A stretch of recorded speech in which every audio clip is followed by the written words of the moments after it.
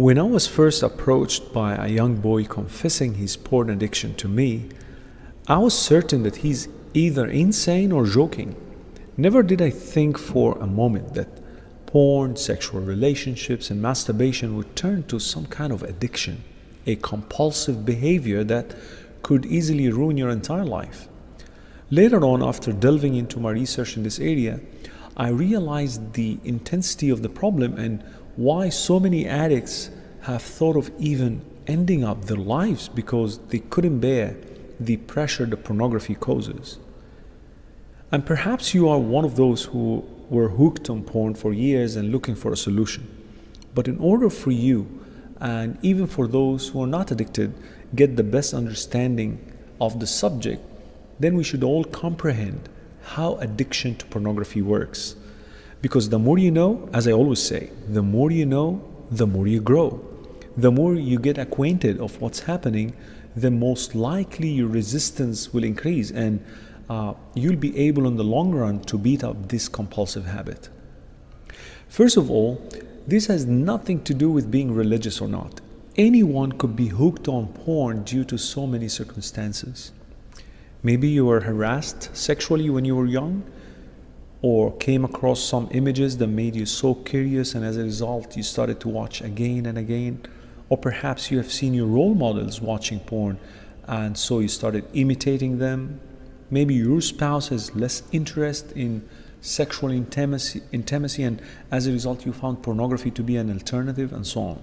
So whether you are a religious person or not, Muslim or otherwise, addiction does not know faith. Addiction to pornography is an intensive tool that could easily make you a slave to your own desire. Pornography, if it is not fought against, could make you lose control over your own action. Many people argue about the definition of pornography and what is it really. Well, here's how I see it. Pornography are these images that teach you how to use strangers' images, films that you watch, other people's filthy practices and actions for your own temporary sexual pleasures. Without partners, without emotions, without love, without connection, with any real person. It does rely entirely on fantasy and illusion. So instead of engaging sexually with your partner, with your spouse, pornography loves isolation and loves selfish pleasure. So the question now is, how did it become addictive? Just like any other addictive substance, pornography followed the same pattern. First is the exposure to these materials, then your brain will immediately register this activity. Hormones like dopamine will be fired up to remind you of this activity. You will be trying to resist because you know it is wrong. You know it's wrong. Then justification will be presented by your unconscious mind, something like, at least it is better than adultery, it is better than zina. Then you go ahead anyways, unwillingly, and start browsing porn. And of course, in a split of a second, then you experience this temporary and instant pleasure.